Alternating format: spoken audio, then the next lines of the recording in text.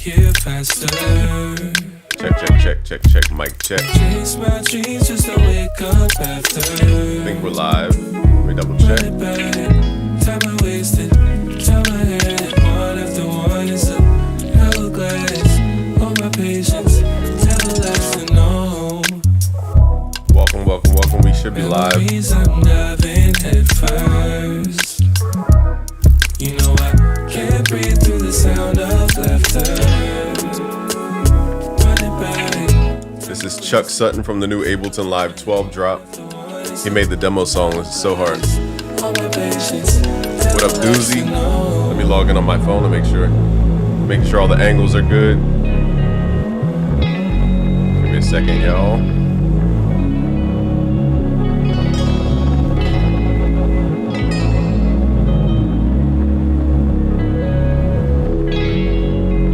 We are live. We live on YouTube. I need you guys to smash the like button.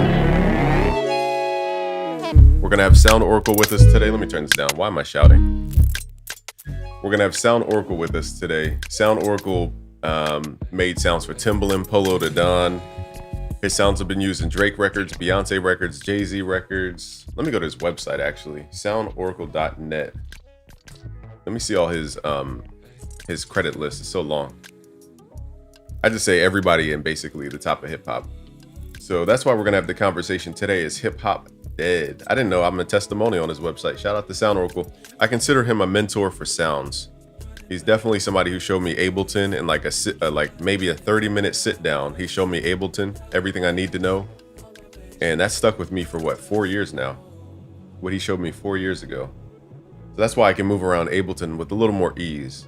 All right, so all his kits. What is this here? Be different. I know you guys can't see the screen. I just want to see his okay, so I'm gonna read his bio. It says our mission. Let me turn the music off. He says our mission is simple: to help you make great music and live the lifestyle of your dream. We offer online courses and extensive sample library sounds, I assume, tips and resources to help producers improve their skills and take their music careers to the next level. Our team of experts offers producer tips, tutorials, and resources to help you achieve your goals. We also create sounds and samples that have been used on over 20 Grammy Award-winning songs by top producers and artists like Timbaland, Jay-Z, Drake, Jadakiss, Chris Brown, Justin Timberlake, and more. We believe that everyone has the potential to make great music, and we're here to help you reach your potential as a producer. We want to help you achieve your dreams and live the lifestyle you deserve. If you're ready to take your music career to the next level, we're here to help. Check out our online courses, sample libraries, tips, and resources today. We can't wait to help you make great music and achieve your dreams. All right, so that's his full bio. He used to have a podcast. I don't know if they still do it consistently, but it's called the Unquantized Podcast with Trizza. It was every Friday. All right, but we're going to pull Sound Oracle in the conversation. So he's a master in this field. He grew up around this stuff. I didn't grow up around hip hop the way it was. I grew up around hip hop, the Lil Wayne, the 50 Cent hip hop. That's when I really got into hip hop, around 50 Cent really. Nelly was actually technically first, and then 50 Cent. Hold on, y'all. Let me get my camera ready. Switch screens real quick. Make sure you guys can see. No double webcams this time. There we go. Oh. Yes, sir. Yes, sir. We're live on YouTube. I was giving you a nice intro to warm up the audience, as they say. How you feeling? My guy, I'm doing great. How you feeling, man? Oh, man, I see the new fatherhood on your face. I feel the energy. I feel the spirit of your child. Can you feel it? Can you feel it? I feel like I need more saturation to blend in with you. I'm so ashy and dry. You got purple. I'm over here doing the most. I'm living in Smurf Village and all this stuff. I'm doing the most over here right now. Firstly, how have you been? Firstly, I have topics, and I labeled this is hip hop dead, and then Ableton Live, Kanye West. So it's gonna be topic based. I wanted your opinions on a lot of this stuff because I feel like you're the person for this. But firstly, how are you I don't know if this is public or what. How much? It is. Okay. So firstly, tell me what you've been up to firstly, because I feel like you went into the shadows and then you came back resurrected. I did. I was away from the scene, but I was cooking. I was cooking, and so when I emerged, the first thing I emerged with was a brand new baby. Congratulations. That was that was the real life there was a lot going on, but that was like, of course, the most major, most important, and the most life-changing thing that was going on for me. So I kind of, went away, make sure the family was straight, and just, devoting a lot of my time to that, first and foremost. And of course, in the midst of that, I was working on this whole Ableton deal that Oh, I just announced the other day, and nobody really knew anything about that either. And there's like two other things I had cooking, but those two things were what was taking up the majority of my time. wow. For those who don't know, Sound Oracle's like the CIA of Ableton. Firstly, he had the Ableton CEO fly to his house to figure out what Sound Oracle was doing, just to let you guys understand the level of wizardry this man has in his DNA. Because I said, And he lives in Germany. when he flew from Germany, that's intense. But I consider you a producer's producer. You're very humble and very, what's the word I'm looking for? Like no ego, but you help so many people with like small. I told them before we hopped on, I said, you showed me something in 30 minutes with Ableton Live, probably 10 at the time, and it stuck with me for 4 years. I haven't forgotten Wow. that one lesson. So it's like the go-to is in Ableton. So firstly, yeah, let's kind of reverse back through what you said. So you got included in the Ableton Live 12 drop in the pack section. Am I correct? Or is there more to it? No, there's a little more to it. Oh, It is in the actual, well, I guess it's in the packs section, but it's not like you have to go to the packs. It's in there. Just put it like that. okay, You don't okay. have to go to a separate website and get the thing and then put it in there. It's in Ableton, and when you buy Ableton, you have the collections. And I did two collections. One is a hip hop and boom bap collection. The other is a trap collection. And then there's also drum racks in the core library, just the Ableton regular core library. I did 4 drum racks for that. And there are also 2 808 selectors included in Ableton now, which is a new thing they never did. I'd like to think I invented the 808 selector because I did it in a product I put out before, and now they have 2 of those in there. Sick. So yeah. Sick. Yeah, I remember it going through it says 1, 2, 3, and it's all different tones of 808s as I'm switching the thing. Because I was like, oh, Yeah. this is Ableton. Like I never investigated the PAX area before until you said, Yeah. hey, your PAX in there. Then I went back to Ableton, like, oh, there's all these sounds I had no idea to even download because it looks random. But when I see your name, I'll go, I already know that's verified. I already know it's verified. I'm not gonna know about, like I can't think of the other names. One's called like unusual sounds or something. Like I don't know what that Right. means. It's not branded. So I don't know. I didn't download it. But your stuff, Golden Era drums by Sound Oracle, download. Trap drums, boom, download. And you're saying you got something in the core library. Okay, I missed that. Forgive me. Yeah. Yeah, those are just in there. Man, I did a lot, and I got so excited because here's the thing. If you know me, you know I love Ableton. And I've also been developing relationships with people in that company over I don't know how many years. So if there's anybody who could be the bridge between the hip hop community and Ableton, which is such a huge international company, I felt like it would be me. So once I got my chance, and we could talk about how it even came about. Once I got my chance, I wanted to make sure that I served the community as best I could and put so much into it that the community could get from that it came from me doing one collection to me doing 2 collections to me doing like, okay, let me just put something in the core library as well. Oh, let me do these 808 selector racks too as well, because not that the hip hop community has been overlooked or underserved by Ableton, but Ableton is such a big, huge, vast company that covers so many genres, so many countries, and so many just different types of people.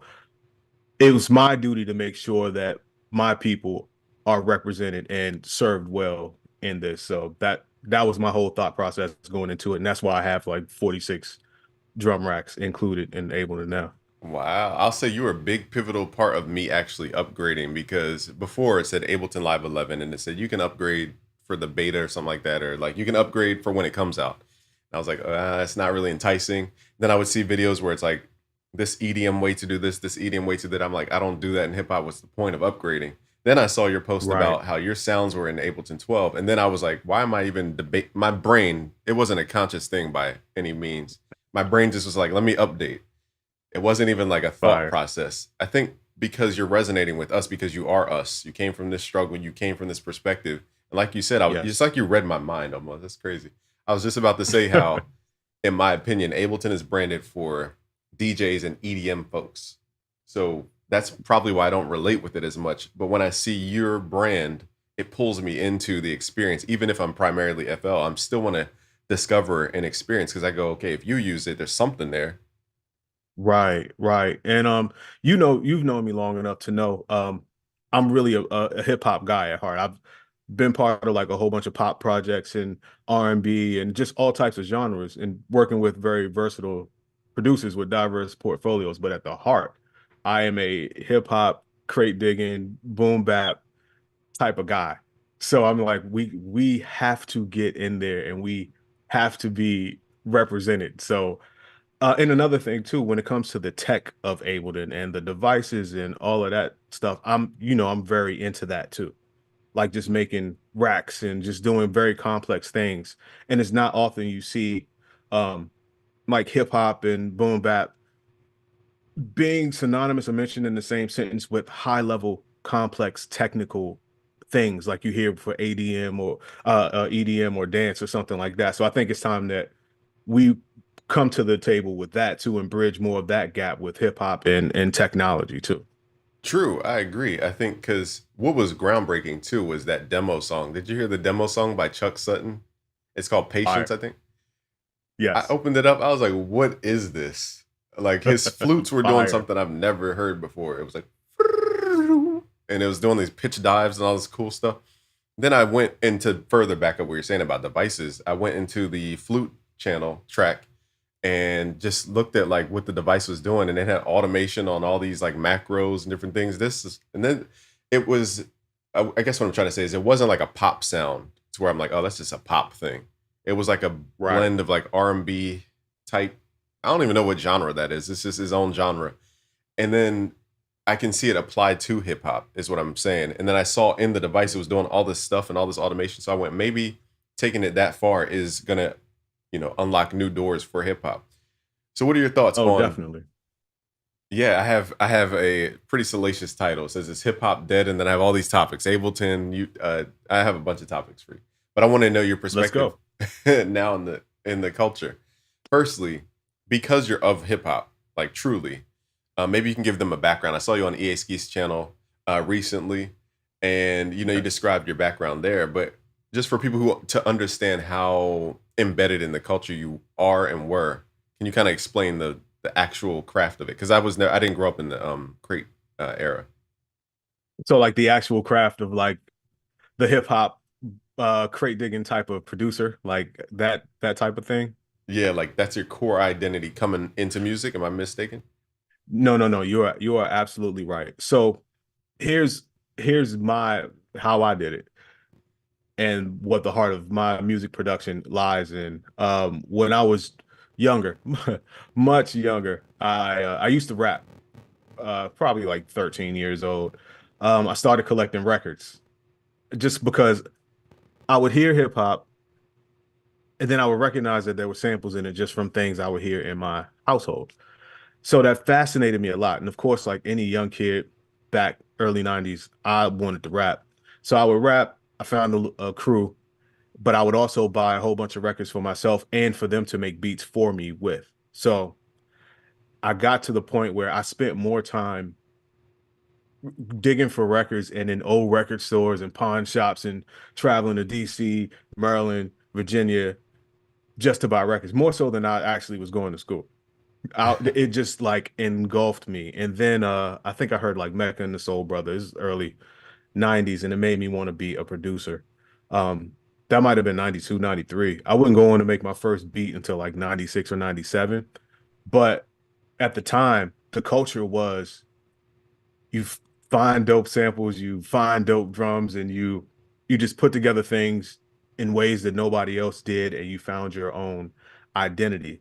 And the way I got into sound design because of that was I used to make so many beats because life was kind of crazy for me, but music was always there. So to self-soothe, I would make music. Well, I needed a lot of soothing, so I made a lot of music. When you make that much music and you want to be different all the time, you have to have a lot of sounds. So I started collecting more sounds, sampling more sounds than anybody I know. Then I got into making sounds.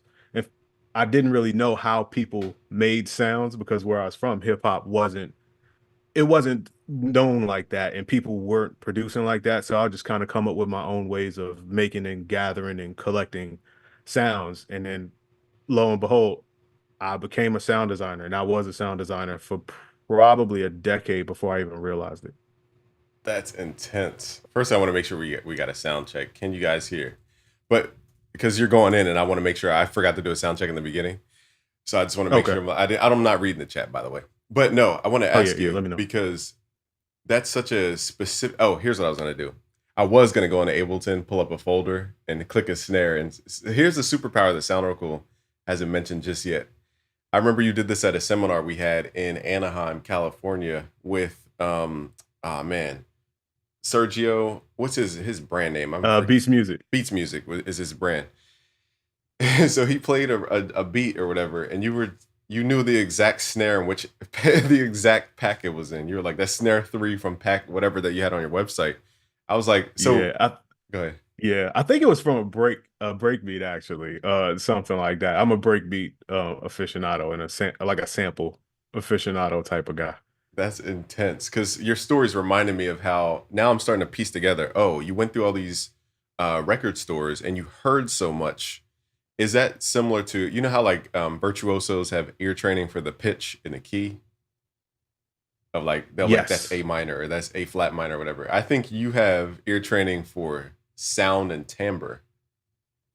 Yes. Yeah, yes, indeed. And a lot of that came from being that young and going to those record stores. You had to know certain things about certain genres. Keep in mind, I'm a kid. I might have had $5, $10, maybe $20 if I was balling at the time. And I used to go to spots you couldn't listen to the records.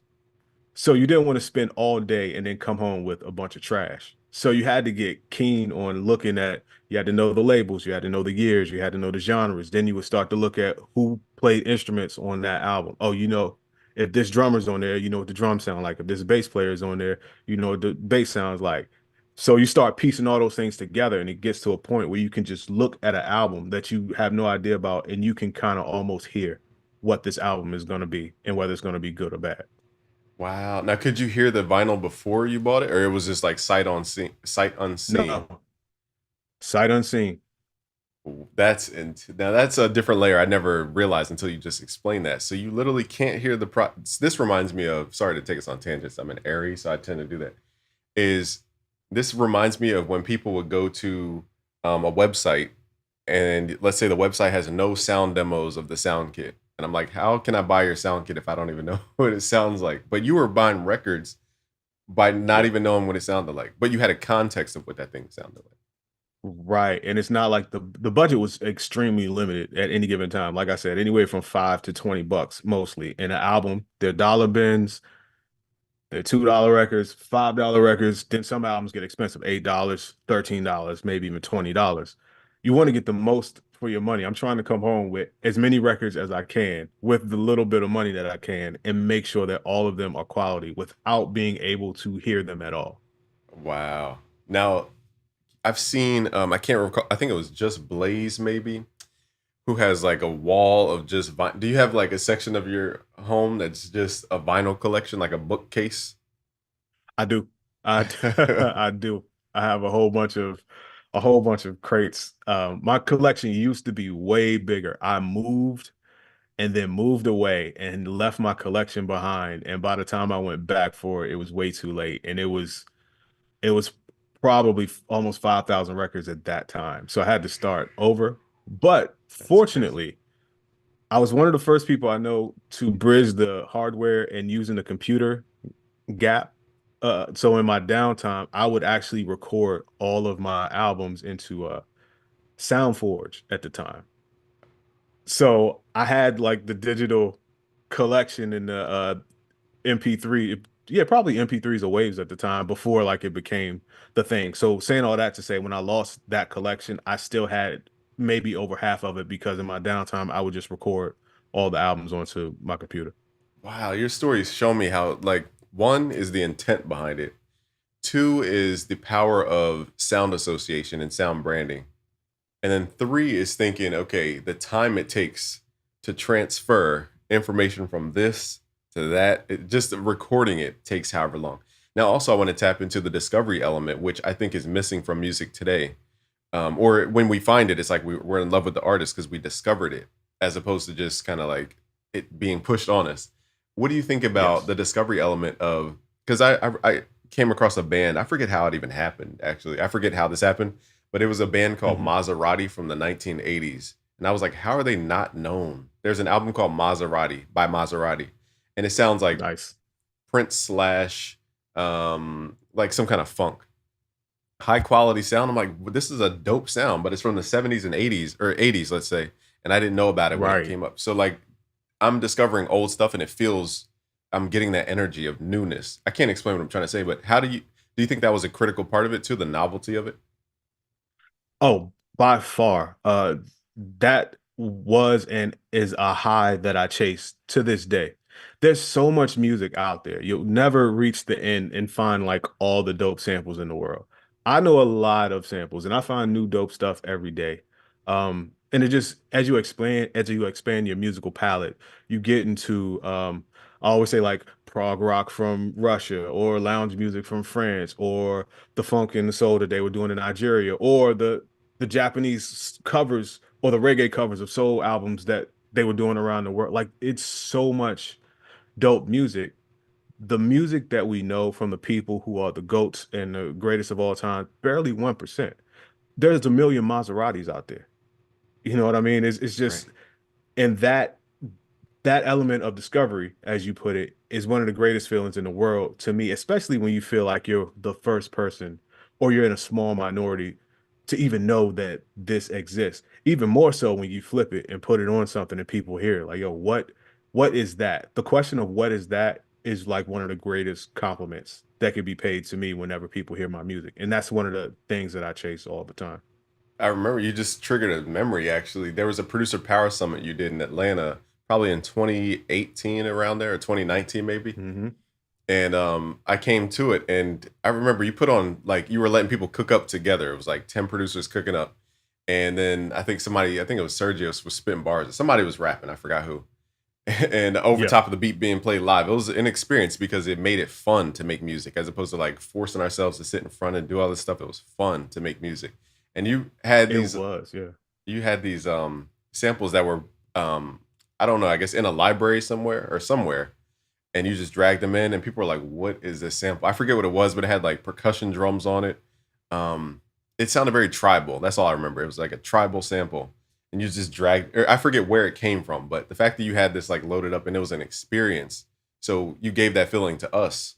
And my next question is, knowing, creating this foundation for hip hop and discovery and all this type of stuff, do you think hip hop is on the decline as far as, because I'm referencing what you're saying is, for example, like a Maserati, or when I discovered that the Japanese did soul records, it was like shocking. I'm like, wait, there's Right. another Luther Vandross in Japan. And I was like, hold up, this is a whole different world. What happened to music?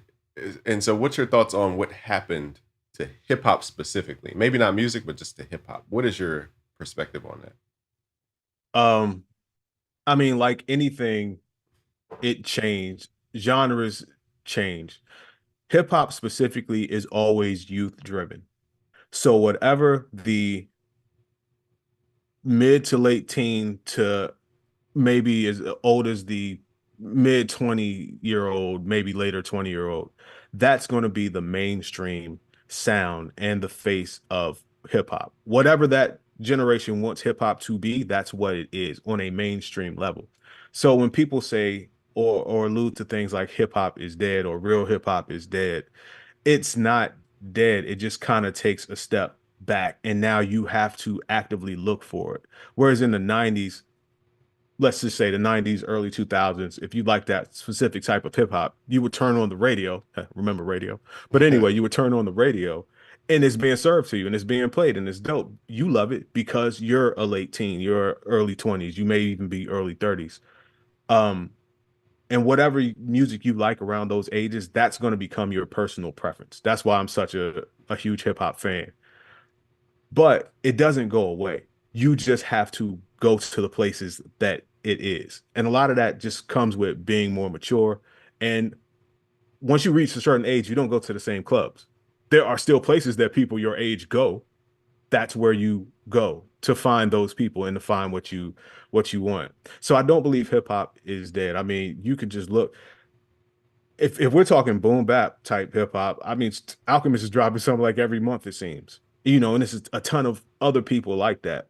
You just have to go and look for it. It's not going to be served to you. And it also doesn't mean that what the generation is doing now is not hip hop. It is just hip hop by their definition. So your form of hip hop is not gone, nor is it dead. You just have to actively do a little bit more footwork to go find it, but it's there. Not only is it there through the technology that we have now, it's actually being more and more of it made every day.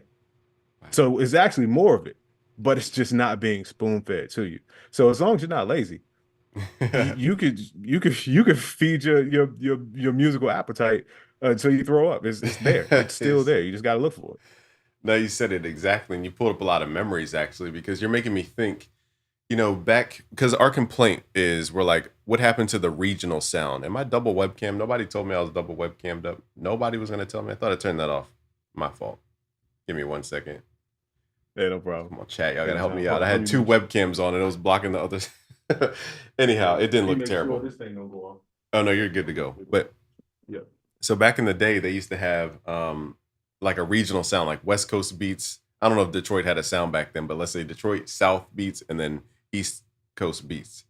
But now, and because when you said go to the region, it made me think of go go. And then kind of when you were talking, you said go, and then you said go again, and it reminded me. I'm like, are you psychic?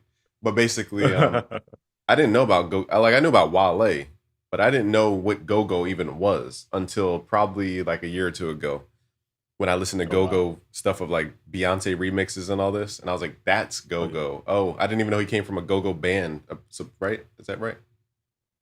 Yeah. I grew up on go-go. I played in a few go-go bands too, growing up. I'm from Alexandria, Virginia, which is DMV area. So I'm like, grew up 10 minutes from DC, 10 minutes from Maryland. I grew up on go-go, which is why I gravitate to percussion. And if you've ever checked out like my percussion loop packs, they're kind of interested and they're kind of unique. And like you pointed out, some of it can be tribal, and that's a go-go background, and that's the rhythmic background in me. My basic pocket beat, that's a go-go term, is a go-go beat. You know what I mean? So shout out to go-go. But in terms of things being regional too, you're right. Music did have more of a regional sound back in the day, but I think it's because of the gift or the curse, depending on how you want to look at it, of the internet and technology. People are able to relate to. You don't have to go to the West Coast to hear a West Coast sound, or you don't have to listen to NWA to know what they're doing on the West Coast. And now you also don't have to go to the West Coast to get a West Coast producer. You don't have to go to the South to get a Southern producer. You couple that with popularity, the South became super popular. Well, if I'm an artist in wherever and I want to be popular, because that's the thing now, I want a South sound. I can do that and still be in Indiana or still be in Texas. So kind of the regional sounds kind of all meshed together, and it's cool. But the part that's not so cool all the time is, I'm gonna choose my words carefully. Yeah. The lack of wanting to be as unique as people used to want to be. It turns into the what's hot now, let me just do that. And if one regional sound is that popular sound, then everybody's going to want to do that. Chasing the popularity and chasing the success of that sound, but you are at times doing your own region a disservice because you start to lose your identity. It's like if you come from a country, you move to another country, you lose your accent, you lose your traditions, you lose your ways, Hmm. and you start looking like somebody else. Now, it's nothing wrong with infusing. It's nothing wrong with learning from each other, but a lot of times people chase something so much that they just totally lose their identity, and it doesn't benefit them and it doesn't benefit the community that they come from when it's done as a collective. Wow, I think you just helped me solve the problem that people that artists have with their what's it called, the sophomore album curse or something like this. Here's my Okay. theory that you just kind of helped me map out, which is they start off let's say regional. Because music now is it's funny because you just said basically the culture is expanding. So instead of having to be in LA and in Compton to make West Coast, now people in Germany could do that. So it's like the culture Hmm. grew. So people can still go to the culture for the sound, but it's just not localized. It grew. But Right. you're saying there's two where all those cultures kind of overlap in this ubiquitous, homogenous place where there's no dynamic, there's no difference. And you helped me Yeah. understand too that and these are just like notes that popped up in my brain, thoughts that popped up, which is this is an artist who comes from a region, let's say Jersey Club, like Rel, he's a DJ from he was from Baltimore, I think, and he kind of created the Hmm. Jersey Club sound, but it wasn't popular. I used to think it was the worst music I've ever heard on Philly radio. I was like, what is this trash? It was do it, do it, do it. It was just stupid. To me, it was just stupid. But Right. Right. now it's like, maybe 15 years later, Lil Uzi does it, and now it's like one of the most popular genres in mainstream. And so, all I'm trying to say is, people may start like an Ice Spice. She may start in like that Jersey Club type sound, but then when she goes worldwide and gets all these different cultures, she's trying to attract a bigger and bigger audience, and then moves away from that core identity. It's kind of like, how do I explain this? Kind of like when you first started online with your business, soundoracle.net, Mhm. like you Mhm. operated differently than you operate now. Is that true? That is correct. Yes. And it's almost like, I don't want to put this on anybody else but myself, but like in the beginning, we're all excited, enthusiastic. We want to take on the world. And then over time, we become very serious because business becomes like warfare after a certain amount of time. And it changes like, I don't know. I can't even explain what I'm trying to say. But can you Well, kind of you're correlate right. what you're saying to the sophomore curse of being diluted, I'll say, trying to reach too many people? Definitely. You kind of become a people pleaser, and you also become beholden to your previous success or even your previous lack of success. Because it could be a double-edged sword. You could have put out something initially, your freshman effort, fire, well received. Well, now you got the pressure of coming with it and topping that, or at least matching that. Or you could have came with a freshman offering that was not well received. Now it's harder to do your sophomore one, and when you do it, you have this fear of failing again. Either way, you have the fear of failing, whether you can't match your first attempt or you do match your first attempt. It all becomes frightening. So in order to change that, or to mitigate the loss or the hurt, you start to try to do safer things, more calculated things, and sometimes to your detriment. Like, okay, if this worked for this person, I'm going to try to do exactly that because it may work for me. But anytime that you are willing to risk your identity, your own unique identity, you lost to me.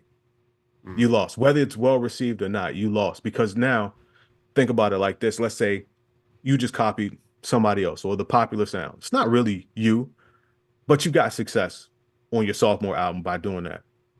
Well, now you're kind of stuck doing that, even though it's not really what you feel and it's not really what you want to do. Eventually, now you got to get to the point on your junior album or your, whatever album to try to now please yourself again. You pleased everybody else by doing something that you don't really want to do. So I think okay. a lot of this stuff in a nutshell is people mitigating, uh, just try to mitigate the fear and the hurt from failure. When Wow. really be different, be dope. It's not just a tagline, it's a set of instructions. Be different, do what you want to do, but just do it on a level with such quality that even if it's not somebody's bag, they got to admit you are the man or you are the woman when it comes to that. And eventually your people start to form around you and people will come to you for that. People won't come to you for something that you don't do. And then you don't fall into that trap of chasing what the current sound is just to try to get love or just to try to get money or just try to get well received. Be true to yourself, but do it in a way that's just so dope. You're gonna find success in it. And that's just been my mindset the whole time. I forgot I don't have the paid Zoom, so I forgot we did time limit. I was just going off into our talks, and I just get so entrenched in the talk. So I forgot we have topics. But I want to correlate Oh, this okay. this to the topic, which is you reminded me that this reminds me of investing. Like why we lose the edge is because we stop taking risks. I never thought about that. But for example, if I had $500 to start with to invest, I would need what 10x to get to 5,000, which is like what 1,000% return if I'm doing that math right. But if I had $50,000 to invest with and I wanted $5,000, I just need a 10% return. That's safe. But the risky return is the 1,000% return. So I might bet it all on Nvidia, thinking that it's going to go up, or bet it all on Bitcoin or something. And Yeah. maybe that's why hip hop is losing.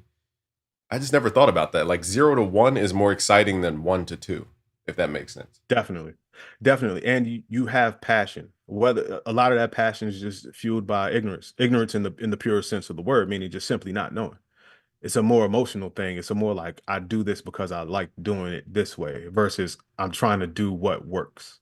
You know, like anytime Interesting. you undertake something new like that, especially in a creative space, man, you're fueled by passion. You're just amped up and you love what you love and you do what you do and it feels great, even for no pay. It feels great. But once you start the series, set it out, once bigger things are at stake, you kind of lose that. I try to not lose my passion, or I try to never forget why I do it or what makes me excited.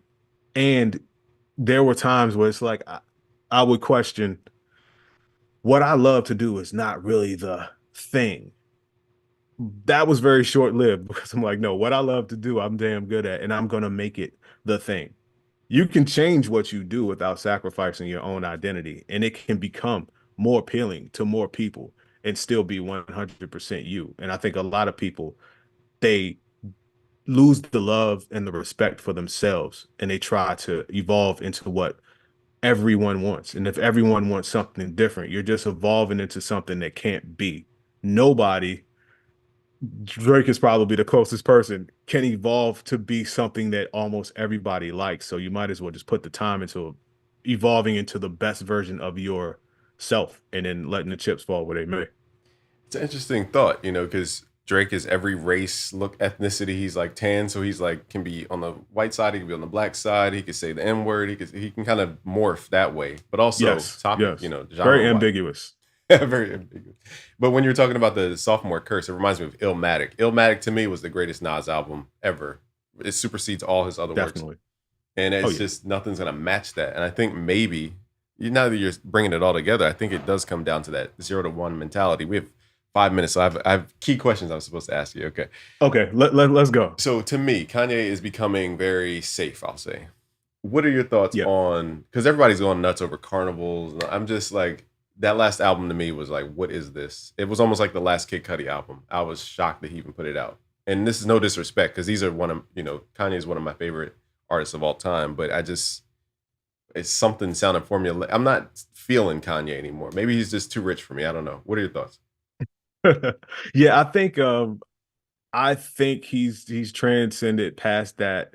Two things. He's transcended past his bucket list things of stuff that he wants to accomplish, and he's also gone past what people loved him for. And sometimes as a creative, you don't know what else to do. I've done everything. Let me start exploring other things that I might not have known that I even wanted to do. And I think he's just in that zone of like, let me just try this and let me try that. And I'm kicking it with these types of people, and I have a different thought process. So he's just kind of on his own journey. And a lot of us are trying to keep him here.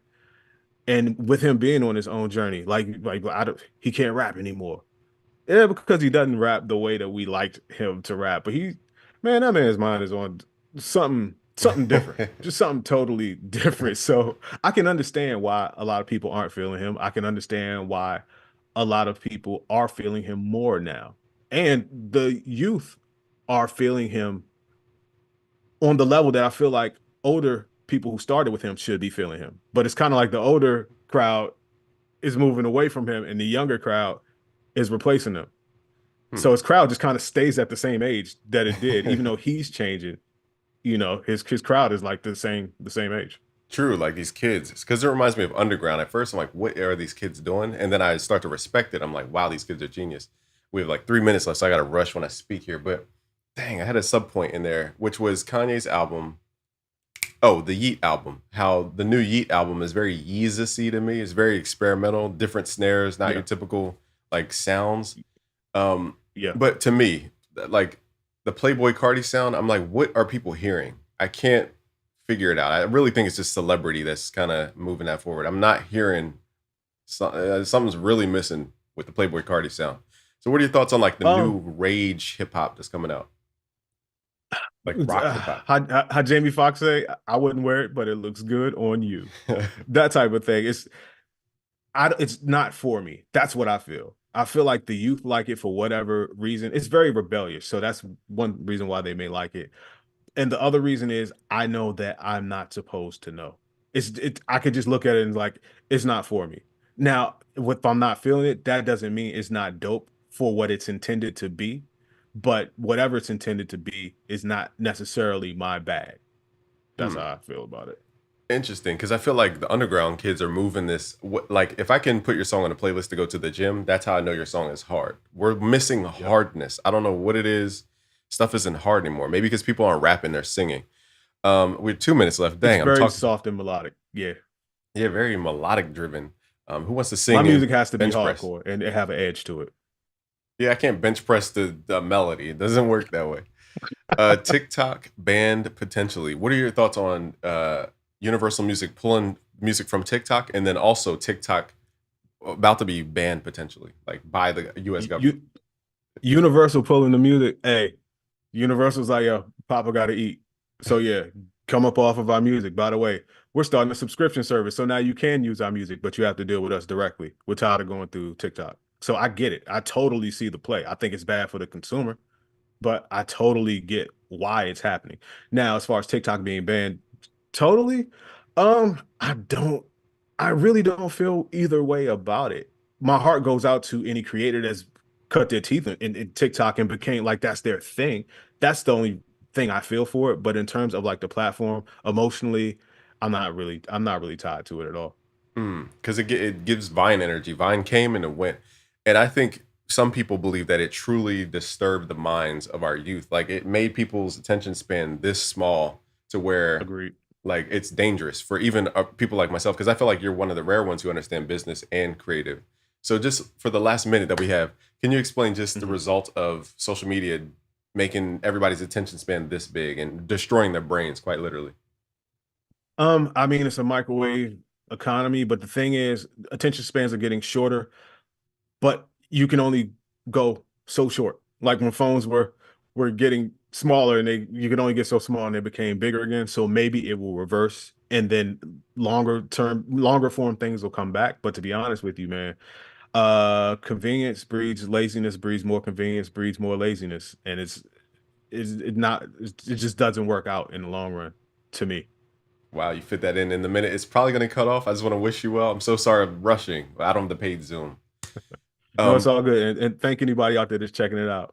oh Yeah. man, we'll continue this soon enough. I appreciate you and cheers to your new family. I'm happy for you. Oh, cut off. Dang it.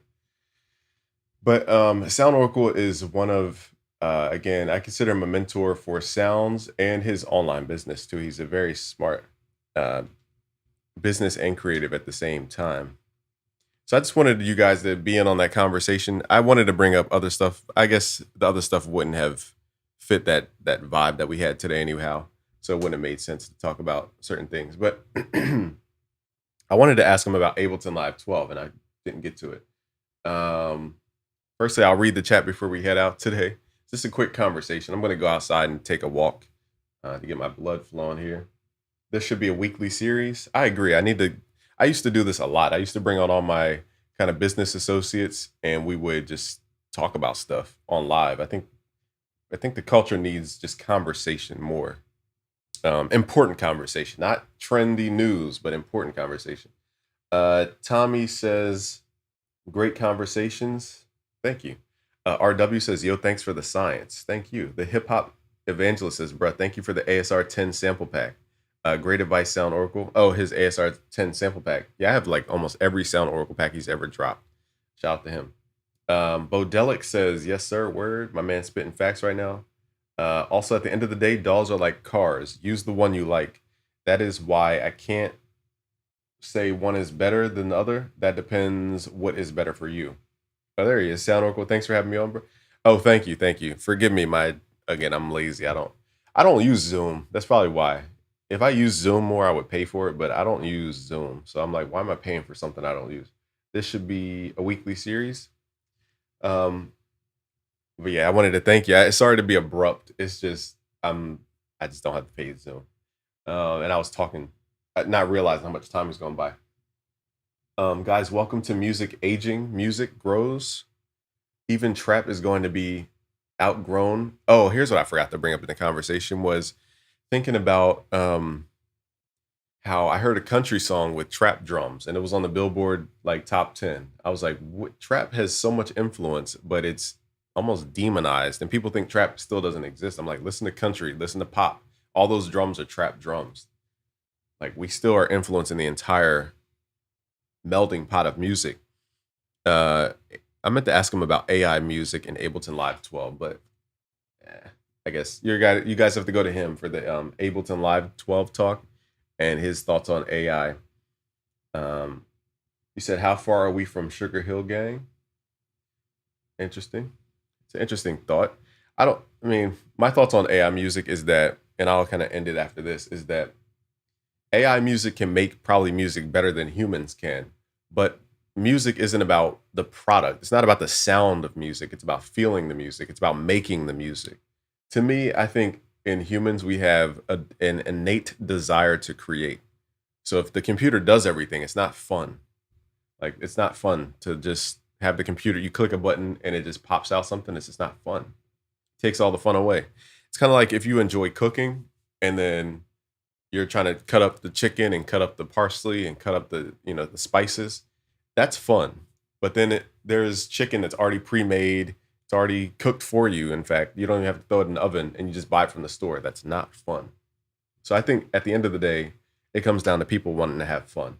So music as a product, I was on the phone with, I want to say one of the internet companies and it played some music that could have been AI, it could have been human made. I don't know. But I think those genres of music will be replaced by AI, like business line calls.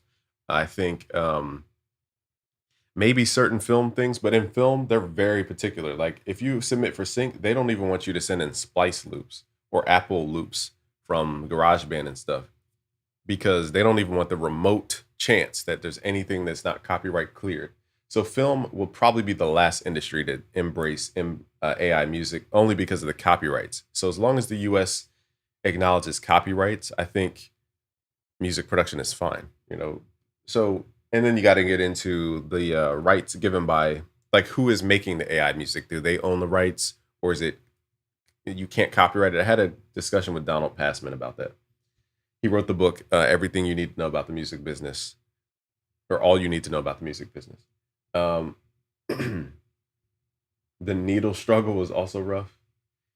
So I'm not going to keep chatting you guys head off. I guess you said computers have zero emotions. Let me play something for you guys real quick. I'm not going to tell you which website this is because I'm keeping this for our AI for musicians course. Also, Sound Oracle is an AI course. So I want you guys to go check out his AI course. It shows you how to prompt ChatGPT in very specific ways to create results you would never even know that you can get. I'm going to show you guys something. I'm not giving away this tool just yet. This is only for insiders. I'm going to play a track. And hold on, give me a sec. I got to find it in my downloads. But I'm going to play a track. I think I moved it. Is this? Here's another track. This isn't the one I was referring to, but here's one of the tracks.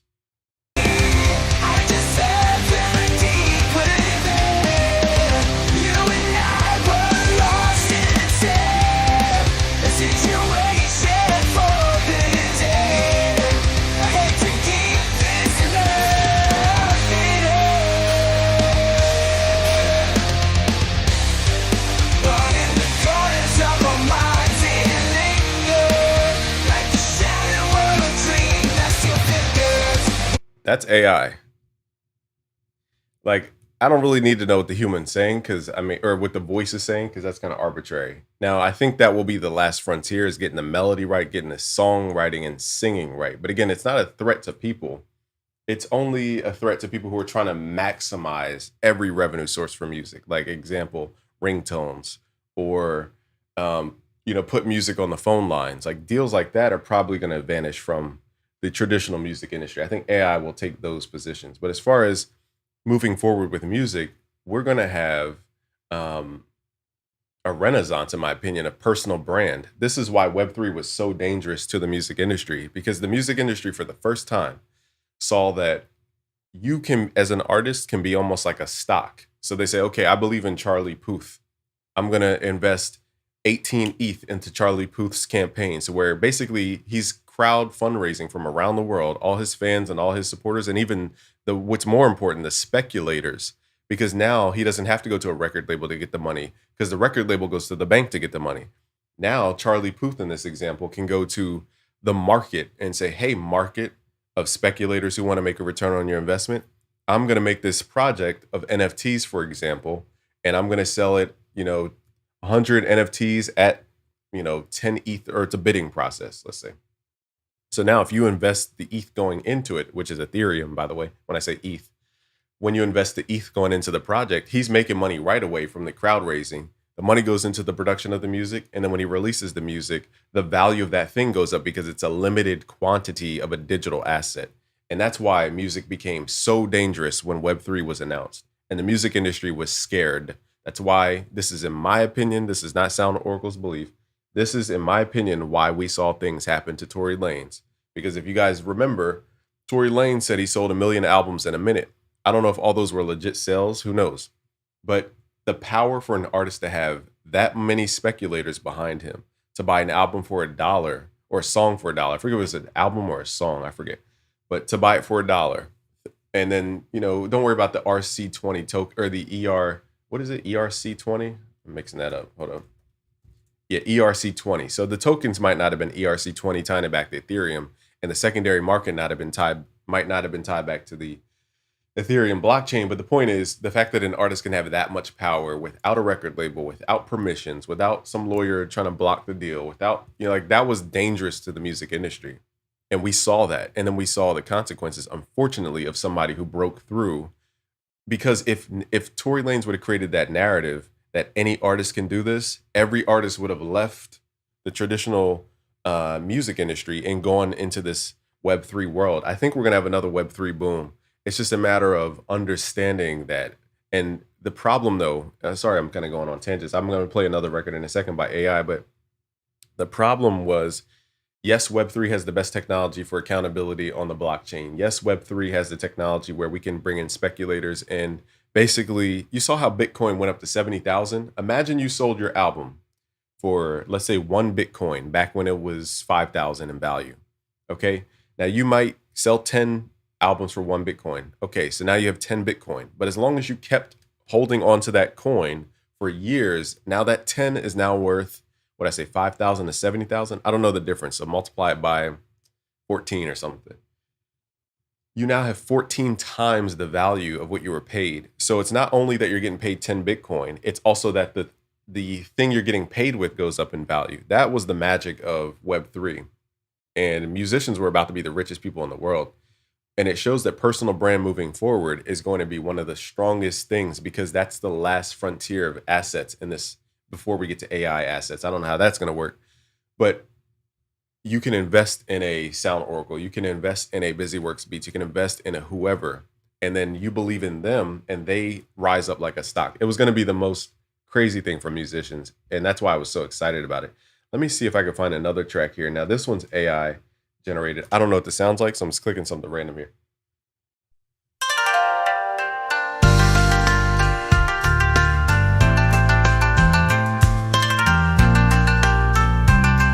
That one kind of sounds. Actually, here's what I'm going to do. If you guys give me a prompt in the chat, and I'm going to put in the prompt and let's see what it spits out. Like, this is AI right here. At some point, you got to go, okay, the AI is better than me. Okay, like we have to be humble to say we're not better than this. Under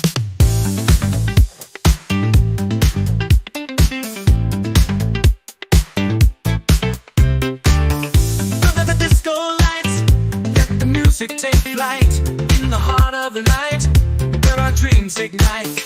With every beat, feel the groove. Welcome to the sea. All right, like the lyrics are kind of whatever, but that's AI. There was another song that was so fire. It's just on my other hard drive. Let me see if I can turn this off without it blowing up my computer. I want you guys to hear this other track that I heard. I was like, what in the F-itty F? So give me a prompt in the chat. I'm going to plug it into the AI and see what it spits out. I just want to put you guys on game. So what I think we will use it for is we're going to have the AI make our samples. So if anything, sample loop makers might be challenged by AI. It doesn't mean they'll be replaced because there's still nuance and curated technique and flavor that we have as loop makers. I just think AI will be faster at making the product and we can sample it without any headaches. That's what I think is coming. So loop makers are more so the people who are looking to make loops to get in the industry with industry producers. You might want to try a different path because AI is getting extremely good. It's not, again, going to replace the final song because you still have personal brand tied with the song. But I do believe that the quality for sampling records it's almost opening a new Pandora's box when it comes to sampling. Let me see if I can find the same way stem separation opened up a whole new Pandora's box when it came to sampling. I think too, AI music will be that Pandora's box. Let me see if I can find that record. What is it called? It was J-pop. That's what I remember about it. It's not. Okay, I wasn't sorting by the date. That's why. Okay. Let's see if we can find this in my hard drive. Give me a second, y'all. Okay, I'm taking your prompts. Pop Michael Jackson. Okay, I got you. Because I typed in like Drake R&B piano record. I thought it was going to be cheesy, but it sounded like a Drake R&B record. It threw me off for a second. Okay. Let me see if I can find it, y'all. It takes 2 seconds. Okay. AI. Dang, where did I put that file? I thought it was in my downloads. Maybe I misplaced it. Is there downloads? My dumb self. I think I was in the wrong downloads folder. That's probably why. I was in the old downloads folder. Here it is, February downloads. Okay. I'm going to find this song. Y'all are going to be like, wow. Okay. It's going to be worth the wait. Just give me a second. I don't have my hard drives indexed, so it takes a little bit to scroll through. I think this is it right here. Well, AI did this one too.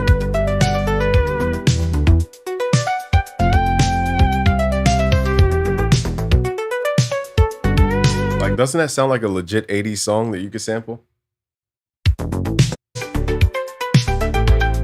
Actually, since you guys are so loyal, I'm going to put you guys on. I'm going to tell you guys the website and show you how to download this without even wasting credits. I'm going to show you guys. Just give me a second to go through these records.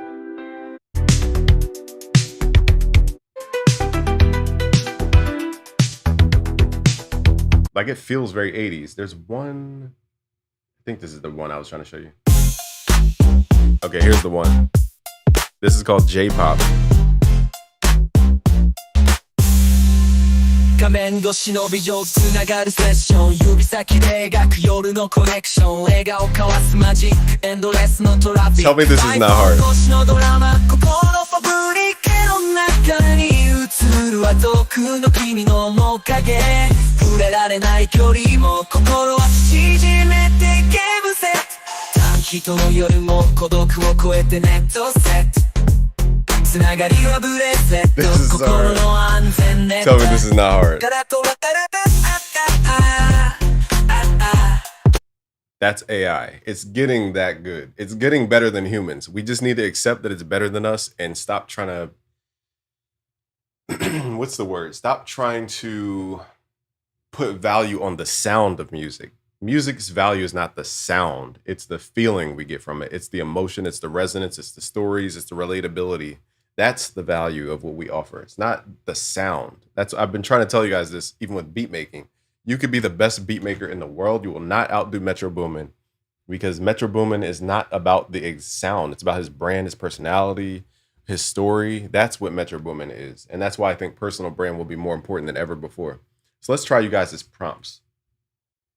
All right, I have to log in with a Google account. Do I feel like I'll use my other Google account. So you guys said, let's talk about pricing on these dolls and third-party plugins. I think this is just a hot take. I think that plugin companies are going to have a very hard time moving forward. And I think that once dolls become command-based, where I could talk to a doll, Sound Oracle, I didn't even get into this conversation with Sound Oracle on this live, but we talked about it before. He literally can talk to his computer. This is before AI was like a thing. He could talk to his computer and Ableton would listen and then it would do whatever he asked it to do. Like he was talking to his doll and it was doing what he was saying.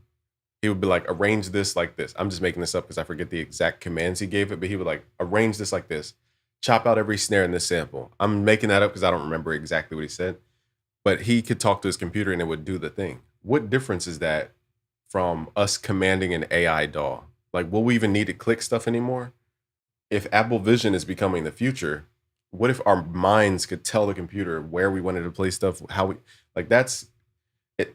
Doll stuff will become interesting in the next 10 years because whoever controls the fastest bridge from intent to intended command will own the doll market.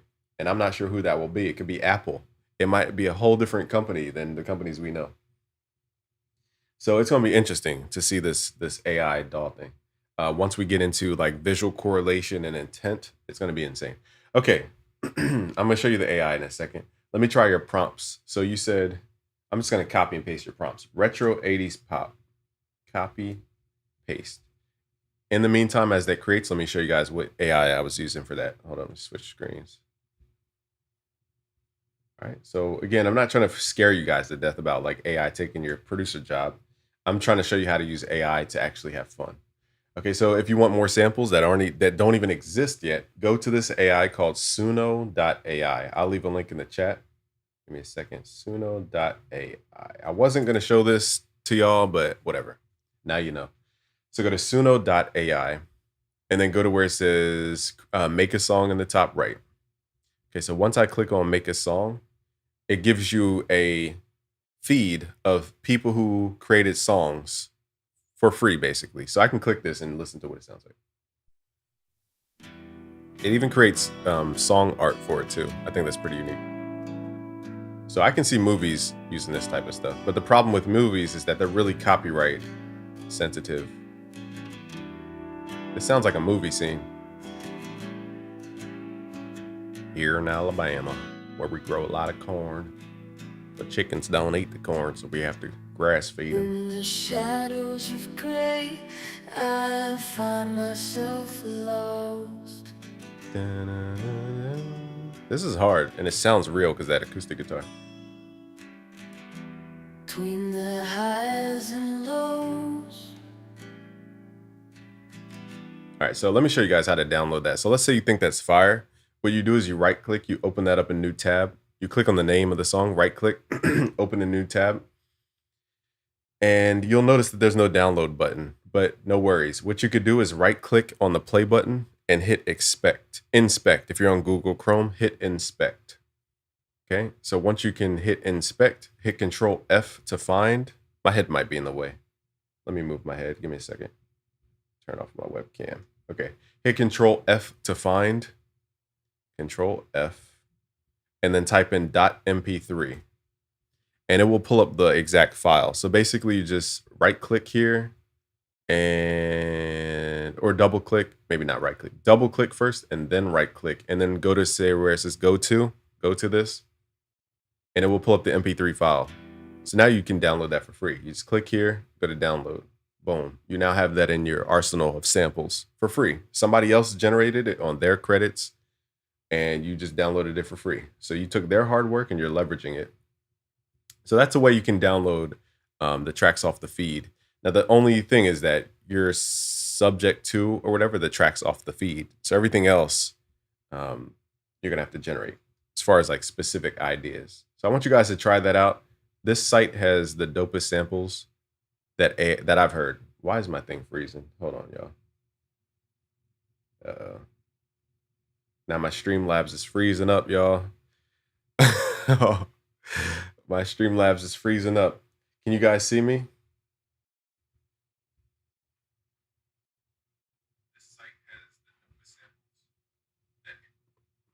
My chat's like 30 seconds behind. Huh. That's interesting though, that Streamlabs is freezing up. Okay, I guess it was temporary. Phew. All right, so let me do you guys' prompts real quick. Okay, so you said 80s, retro 80s pop. Did we generate that? Did I not hit create? Is this it? Let me see if this is it. No, that's not it. Okay, let's hit create. I thought I hit create, but I guess not. Funny, because I called my new pack Neon Lights, and that's what they called this thing.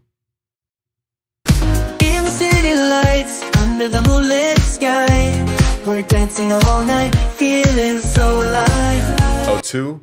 They give you the lyrics of the song too. Pretty insane. So you can make lyric videos on top of this. We're dressed in colors, vibrant and bright. Sounds very like an Asian type voice. And I'm feeling good, rhythm, groove, and the beat. It's a soulful serenade. All right, those are the old prompts. Now let's see what it gives me with retro 80s. Okay, so it gave me 3 new tracks. Here we go. Driving down the boulevard. Only thing this thing I've noticed is that you'll be like retro 80s, and then it gives you a modern voice on 80s type music. So that's a mismatch to me. The voice doesn't match the era.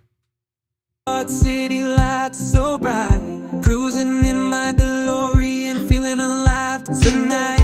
Neon signs and big hair, shoulder pads so wild. I'm living in the 80s, nothing can stop this ride. So it writes a song according to your prompt. That one again is a little, it sounds like a modern pop over 80s vibes. Let's see what the next sample is. Driving through the city, So imagine if they had a bigger data set, like training it on different songs. driving down the boulevard in my red Corvette. Oh yeah.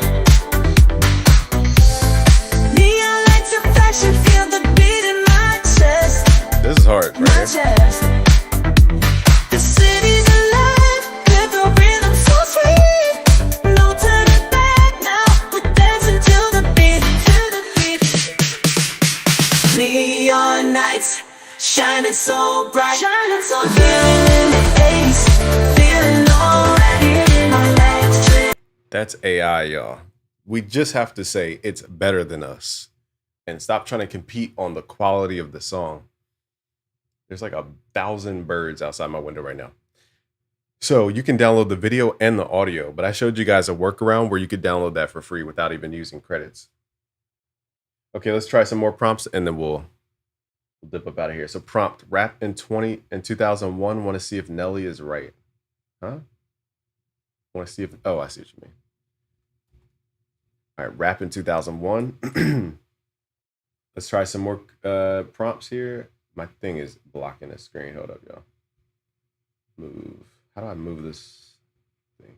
Darn, I can't see what Marie said because my thing is messed. Oh, pop Michael Jackson. Let's try this.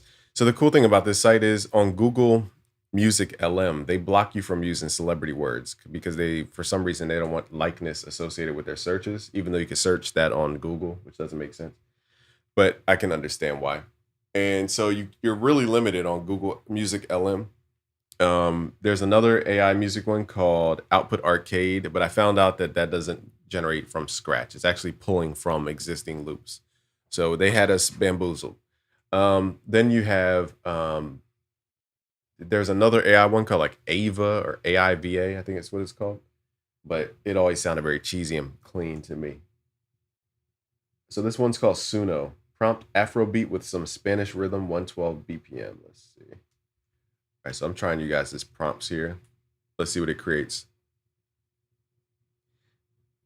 I'm gonna do, I don't know how many, I have 10 credits, so I think I ran out of credits. So we just gotta hit play. Okay, this is Millennium Rhymes. This is 2001 rap. Here we go. Back in the day, in the 2001, when the beats were banging and the rhymes were fun, it was all about the flow and the rhythm in your bones. We were breaking down barriers, we were making it known. In 2001, the rap game was on fire. We were spitting rhymes, taking it higher. Nothing could stop us, we were in our prime. Not the taking it higher. Who programmed that timing? That cadence is a little amateur. Millennium rhymes standing the test of time. So I think you can continue like variations of that. I'm not sure if it does whole songs or what. You can continue from this song. So I don't know if it keeps generating the song, but it only gave me 22 seconds of it. That's the only limitation I've seen from this platform. Here's 2001. And a day we had the rhythm and the flow, it pop was sliding, ready to blow. It was 2001, we were breaking the rules, we made the whole world go wild. In the rap game, we were kings of the scene. Flying so fresh, we were living the dream. Back in the day, we had it all on lock. The sound of 2000. I just realized you can go in and change out the style of music.